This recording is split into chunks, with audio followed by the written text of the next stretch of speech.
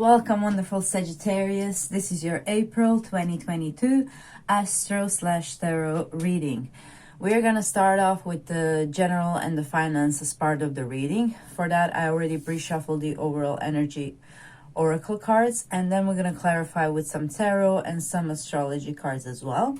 After that, we're going to tune into the love part of the reading. And last but not least, I'm going to answer a specific question of yours with this beautiful deck here. So before we get started, let's take a minute to get grounded. So please take a deep breath and relax your body. Now imagine yourself in a big bubble of white light. Allow yourself to feel it transmuting all the negative energy into positive. Please take a deep breath and relax your body. Now imagine having big roots like a tree. Let your roots grow as deep as they can into earth. Allow yourself to feel as one with Mother Earth. Please take a deep breath and relax your body. Now feel the connection with your higher self, your angels and archangels. Allow them to help you every step of the way and set the intention now to have a beautiful month. Thank you, Sagittarius. Let's start. We have for you Queen of Heaven, blessings from the Divine Empress of the Skies. That was actually a clarifier for this card, which is proper burial for freedom, which is not as it sounds. It's actually you have to like leaving something behind to actually feel more free. And then we have Lakshmi card and Mars. All right. So this card was actually clarifying this card. So this card is connected to you releasing something that is holding you back to either be in a position of authority for yourself or to actually balance the relationship with the authority that you have now. So proper barrier for freedom is asking you to take whatever is blocking you to have a good relationship with the authority. Maybe something from the past, maybe you and the person in your authority had some clashes or had some fight, or maybe you're angry at them for some reason, and now you're called actually to release all of that and to actually turn a new leaf. You know, we all are humans, we all make mistakes. If there is something that you need to let go and maybe some grudge over the person who is having some kind of authority over you, it's time for you to let it go, and that will allow you to tap into the new kind of mindset, which will bring you abundance, because Lakshmi is the card of abundance and deity that bless you with abundance as well.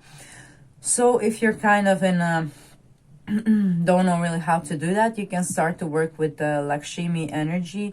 You do have her mantras on YouTube, and I highly recommend working with her energy to maybe remove some blockages on the financial front. This also probably burial reminds me of Pluto, because Pluto is the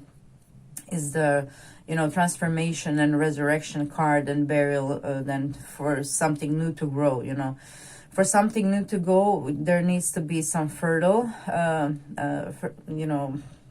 land, and fertile land is made by our past experience, which have shaped us somehow, and now are giving us the opportunity to actually make something from that experience, from that knowledge, and so you need to know that nothing is wasted wherever you have worked or whatever you're working on, whatever energy you have invested in, any of your own personal projects or in your career, nothing is wasted. It's all an experience that is helping you mold into a person that you want to become.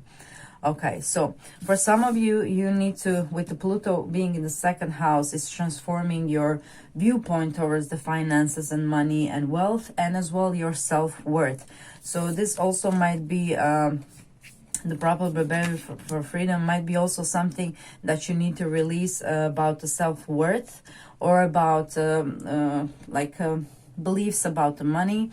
So if you were perhaps raised in a household where finances were an issue, then you might have some subconscious blockages that need to be removed. I personally use subliminals for that.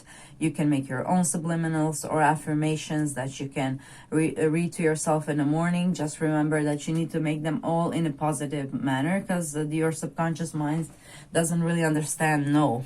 So all the information need to be positive. You know, and also they need to be in a present tense, as if you are already experiencing it.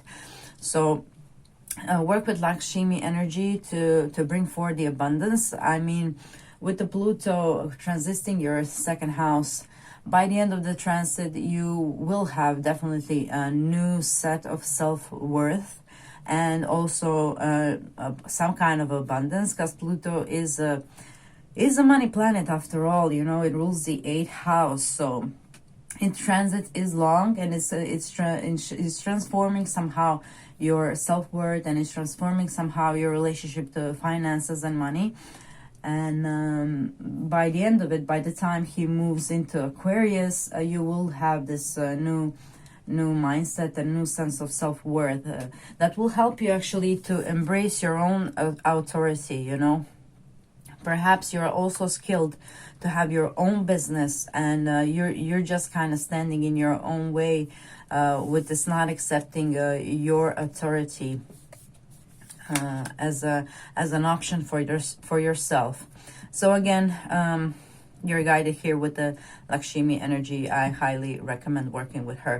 As far as Mars is here, I would recommend also being assertive towards money, making some actual steps. Mars is a divine masculine planet. It's a divine masculine energy. So we do have here the divine feminine. So maybe balancing how you go about your money, sometimes being just receptive to it, and sometimes doing a bit of hustle. Balance is needed. You can't just like stay and meditate and wait for everything to come. You do need to make some kind of practical steps towards what you want as well. So there needs to be a balance. There's also no need to always go and hustle. Sometimes you need to relax and let the downloads from the universe come to you in a form of ideas for your creative project, if you have any. And is that about it from here? Let me see. Mars also conjuncts Saturn at the 5th of April in your 3rd house. So be careful on the 5th of April how you communicate, because Mars and Saturn are quite harsh planets. So just make sure to be on guard on what you say, and maybe perhaps you can use this energy to actually break some of the subconscious limiting beliefs about the money, if you have any, to work with this Lakshmi energy. And that will actually be very, very beneficial, because this is a conjunction that actually has like effect for 2 years, because Mars and Saturn won't meet again for another 2 years. So you can plant a seed on the 5th of April, maybe do a meditation, some kind of financial meditation. You have those guided meditations on YouTube. They don't really take too much time, 10-20 minutes a day. I think everybody have 10-20 minutes a day to actually implement something beneficial in their life. So maybe look for that. Okay, is there anything else? Yes, we do have the solar eclipse in New York, because here we have the sun and moon here card, and that's reminding me of the solar eclipse. And the solar eclipse we have on the 30th of April, and it's conjuncting Uranus. So this is a really a really surprising energy that might come well on the 30th of April. But eclipses has eclipses have long-term effects, like half a year to a year. So it's you can actually plant a seed on 30th of April to release and to have this proper burial for whatever is holding you back. Maybe it can be some habit, maybe just some limiting beliefs, maybe just some grudge that you hold over some authority figure that you have, anything that you're maybe sad about as well. Just allow it a proper burial in your mind. Maybe you can just write the things that bother you on a piece of paper and then just burn it. That's also a good method to actually release something from your from your body and from your mind that no longer serves you. Okay? All right, let's clarify a bit with tarot to see what we get. And you can use also this solar eclipse in your 6th house to start a new habit. If some of you were looking for that, it can really change your life, and you can change it fast with this conjunction to Uranus over there. You can also maybe start developing some healthier lifestyle, maybe quitting some old habit that is kind of draining you, maybe giving it the proper burial here, and finally letting it go, like for good. Okay, so let's see what we have here. Okay, too many. The Hermit. Okay, we're gonna take that. All right, so I'm just gonna pull more clarifiers astrologically to explain this. And as I shuffle, I would like to invite you that you please comment down below what kind of content would you like me to create for you. Because besides these monthly readings that I have for each sign, I also do pick a card reading. So I have for love life, I have for finances, I have fortune cookies, and I also did the St. Valentine's reading, but it's timeless. So that was really fun for me to make. So maybe you can check it out if you have time. Okay. Okay, I just need one more card.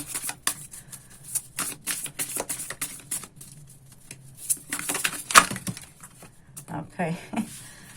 That's far too many.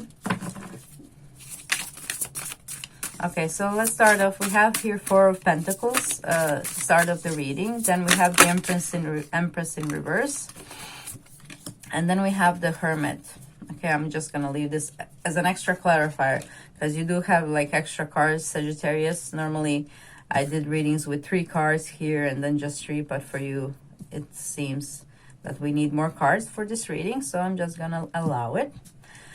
Okay, so 4 of Pentacles. So whatever it is that you need to give proper burial to in month of April, you have been holding on to this for a long time with 4 of Pentacles. Maybe, I don't know, this person in authority has really stepped on the wrong toe, sort of to speak, and kind of... you know, you've been holding maybe something they're said because it's clarified by Mercury here. And maybe you just couldn't let it go for a long time, but you're really invited here in April to let that go. Other description of this would be that perhaps you were holding on for far too long to some limiting belief, because Mercury is also a mind card. So that's the thing that I explained with possibly something in your subconscious blocking you from you accepting your own authority and allowing yourself to expand as like maybe having your own business or something on those lines. Okay, then we have the Empress in reverse, and it's clarified by Neptune. So Neptune and Jupiter are having a really beautiful conjunction. And that's also a rare alignment on the sky. It happens every about 12 to 13 years. But it's never going to happen again in this house that is in for you in this lifetime, dear Sagittarius. So it's happening in your 4th house, okay? So we do have here Jupiter and Neptune. So we are really guided to talk about that. And Venus, Empress is ruled by Venus as well. Okay, and Venus is also in Pisces, where these 2 planets are having conjunction or meeting in the sky. And also Venus will be joining them at the end of the month as well. So what is this talking about? So 4th house is your roots and where you grew up in. And, you know, just feeling good in your skin, you know, just your core beliefs, and possibly some core limiting beliefs again that you need to get rid of again, because we have Mercury here in between all of this. You know, you possibly have been holding on to this, and this card is upright, so you possibly are still letting go, still not ready perhaps to let that go. And you need to let that go to actually move this Empress upright. And that way the Lakshmi energy will flow easily to you. And now that you're aware of that, I'm just going to leave Empress upright for you.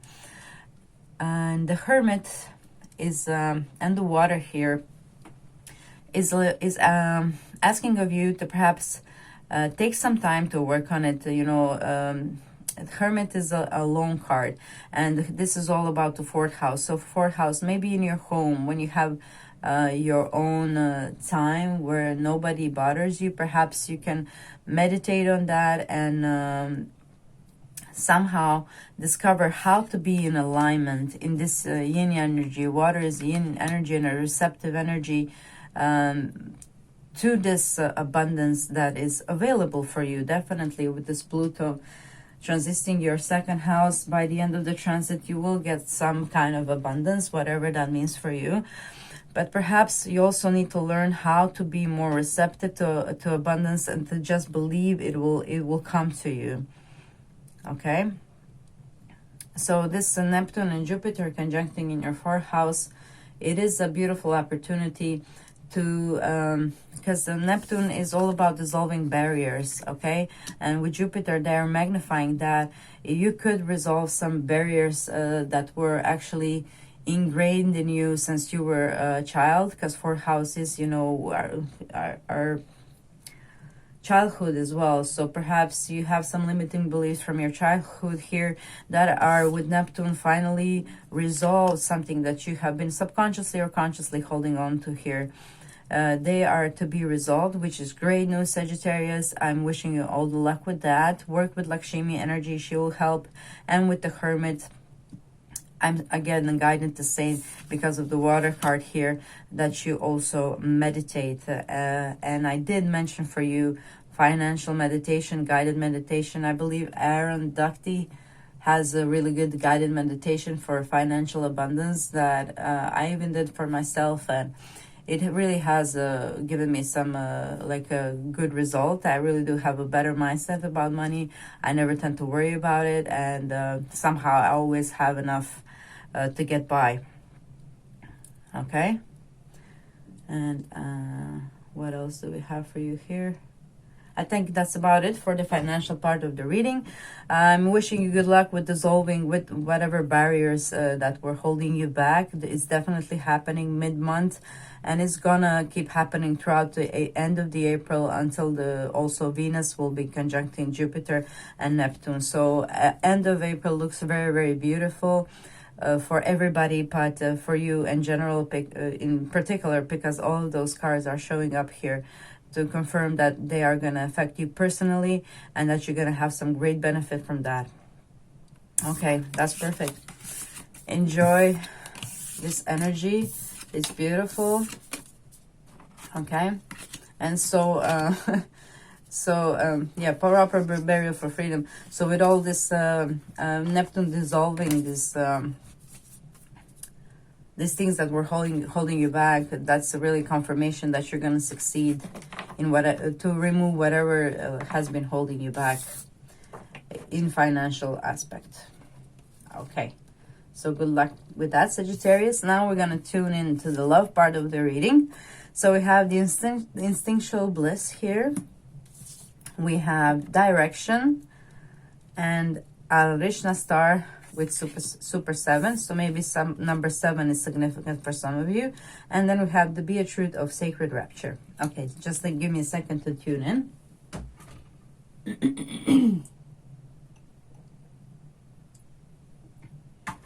Okay, so with this direction card, the first association that comes with it is the North Node. So for some of you, the North Node in their own personal chart maybe has some kind of message for you.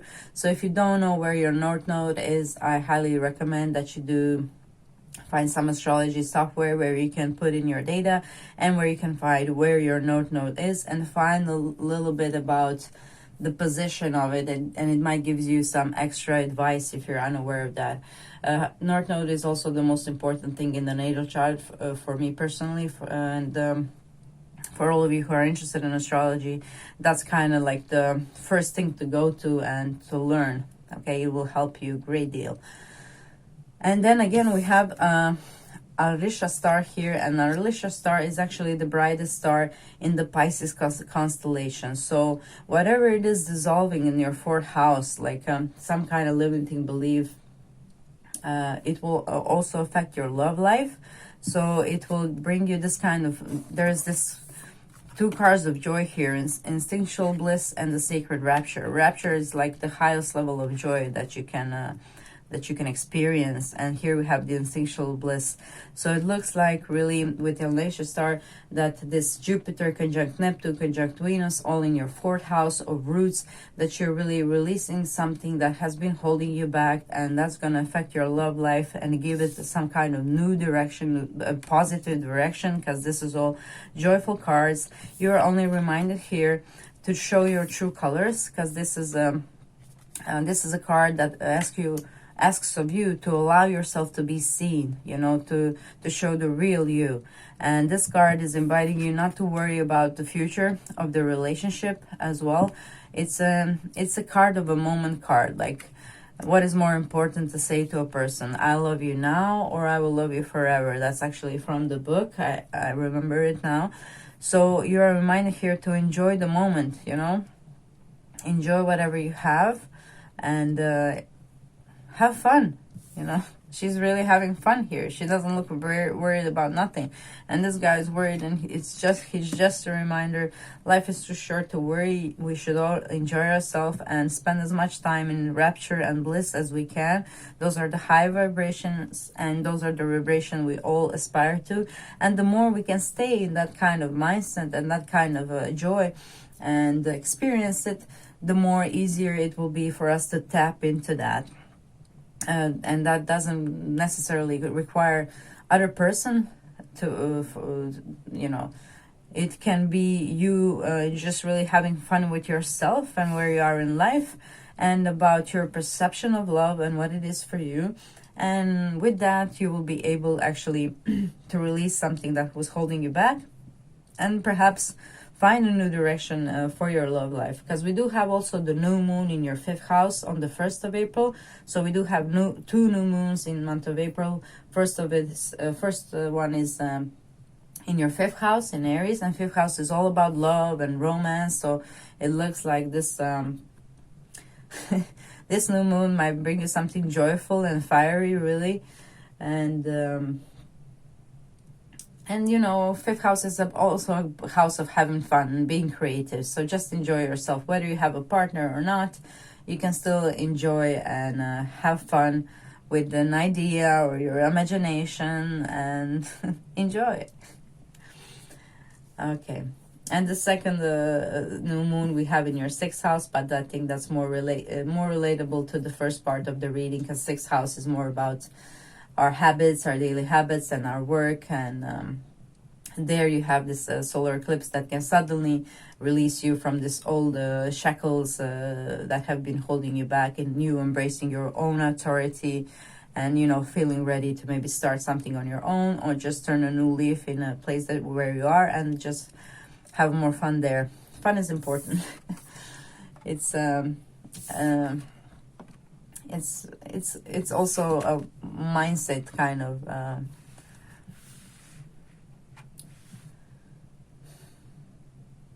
mindset is very important as well in love and in everything else. So just try to develop positive mindset, and allow yourself to feel joy and this bliss that is coming for you in April.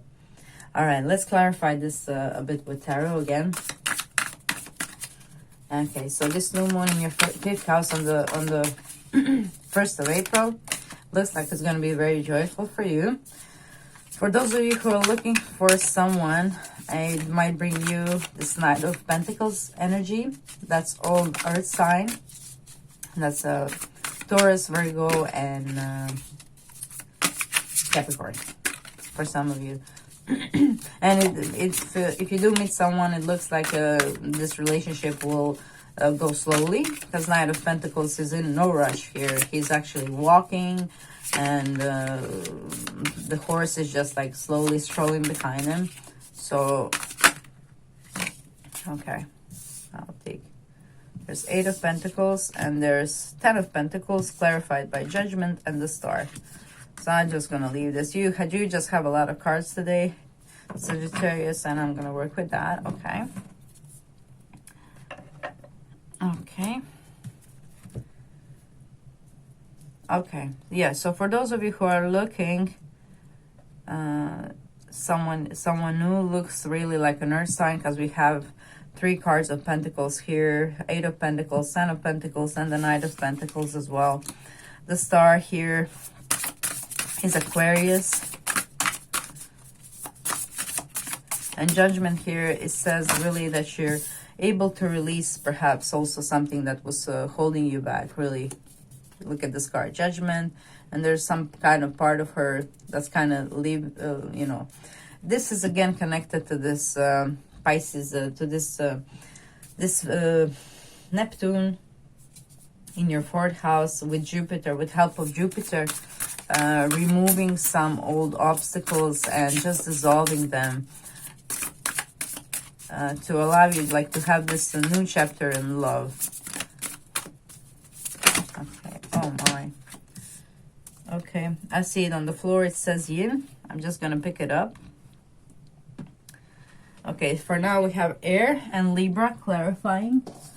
So some of you might also manifest Libra in your life, or somebody who has Libra energy in their chart, moon, Venus, ascendant.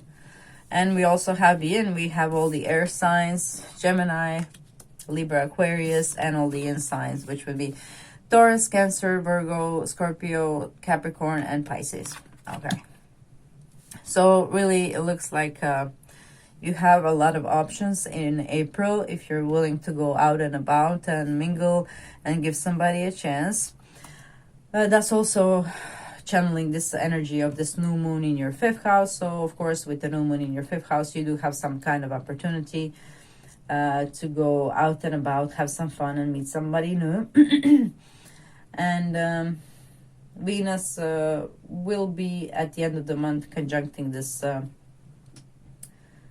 Jupiter and Neptune. So it's possible also for those of you who want to meet somebody, that is somebody from your hometown, or maybe that you have a totally new pair of eyes for somebody that you have known all your life, and suddenly you see them in this different light. And the star card here is reminding you to have faith in the universe, and also to ask for the universe exactly what you want, and to believe that it will provide for you. Okay, at the end of the day, you create your own reality. Your reality now is just a reflection of the thoughts that you had before, either subconsciously or consciously. So just try to move your conscious to a more positive direction, and just enjoy month of April, because it looks like it's going to release you from really a lot of stuff that has been holding you back, and you are like ascending to this new horizon here with the star card. Beautiful. Let's see what Libra rules in your chart. Okay, full moon. We have Libra 11th house. In your 11th house, we have the full moon happening mid-month, and that's in your 11th house of friendships and like social media related, like friendships as well, or friends of your friends. So you can, if you want, you can meet like a friend of a friend. If somebody wants to set you up on a date, I think it's a good idea here. You can also meet somebody online, and especially with this air, and Libra is ruling your 11th house here. Online, if that is interesting for some of you, perhaps you can maybe look into those options as well. And here with the yin, you're again guided to be receptive towards this bliss and joy, and just allowing yourself to feel good. Look how happy these people are. It's okay to feel good. It's okay to feel joy. Even if things aren't perfect in your life, even if you think you're still far off from getting everything you want, you know, you're still need to be happy for where you're at, and just know that everything will fall into place. You know, this 10 of Pentacles is a card of happy family. So for those of you who are in a relationship, it looks like you might be really like growing new roots with this person that you're with. He might have seen here with the Eight of Pentacles that you're not sure of the direction where this relationship is going, but it looks like with the Stand of Pentacles here that it's gonna gain some new direction, especially like at the end of the month. I think mid-month we still are kind of a little bit in this airy energy. Yes, it looks like by the end of the month, for some of you who are with another person, that you might actually decide to perhaps start a family or to turn a new chapter in your love life. It looks like you are ready for it with all these beautiful cards here, the Rapture and the Bliss, and this card of the direction here.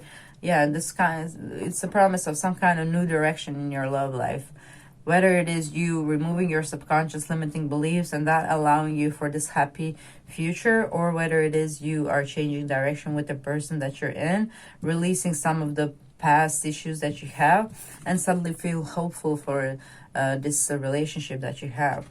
Okay, so that looks beautiful. Sagittarius, I think that's all I have for you for this love part of the reading. Energy looks great. These cards here, I'm just gonna leave them. They're so nice as I shuffle the last part of the reading. Okay, so now Sagittarius, I invite you to think of a question, whatever it is that you want to have answered, and I will shuffle these cards here and I will read you the answer straight from the book, which I can't find now, so let me just check if it's here. Nope, it's not here. Okay, I'll find it. It's somewhere around. Oh, there it is. Okay. All right. So please think about your question. Try to be focused on one question, please. Okay. We were not focused on one question.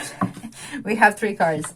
The last one would be your answer. But for those of you who had like multiple questions, I'm just going to show you these cards too.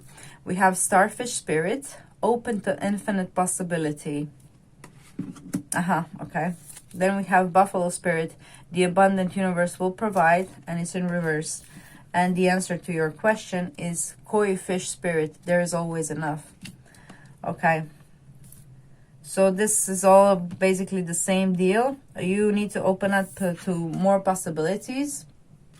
Like in love, if you were like focused on one person, with this card, you were invited to open to the infinite possibilities that are around you. If you just go and you know, look. If you don't look, you won't see. The abundant universe will provide, but since it's in reverse, again, a part of you maybe thinks that the universe will not provide. And for this is important, this conjunction that is happening mid-month, to remind you that there is always enough and that the universe will provide. But let me read you this straight from the book. Koi Fish Spirit, number 36. 36. There we are. There's always enough. The koi fish, who grows big within a small pond, reminds us that within each of us is the potential for prosperity. The law of abundance ensures that prosperity is our natural state. So regardless of our temporary outer conditions, you can call in prosperity and magnetically attract the opportunities and abundance you need. The message of Koi Fish Spirit is to begin to generate wealth within, with deliberate intention, no matter how small your pond may seem, and appreciate abundance whenever you see it. Outer conditions will come to reflect your inner prosperity, so begin to become the self who is comfortable with wealth in all forms.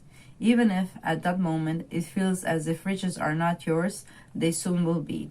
Start to envision the plenty that Spirit wants you to experience, knowing that the moment you begin to commit to conscious and deliberate co-creating, Spirit will joyfully start bringing you what you need. You have so much to offer and so much of value to express to the world.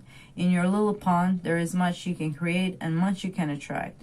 Do not underestimate what you have and who you are, for Koi Fish Spirit wants you to know that you are exquisite, loved, and deeply cherished. Trust that outer conditions are changing to reflect that truth. Okay, beautiful. That's all I have for you in this reading, dear Sagittarius, but you can also enjoy the readings I made for your rising sign and your moon sign as well. Thank you for sharing your time with me, wonderful Sagittarius. It was a pleasure to read for you. Please comment what kind of videos would you like me to make for you and the impressions of this reading. Like, share, subscribe, click the notification bell so you know when the pick a card readings are out. Remember to open to infinite possibilities and have a beautiful April.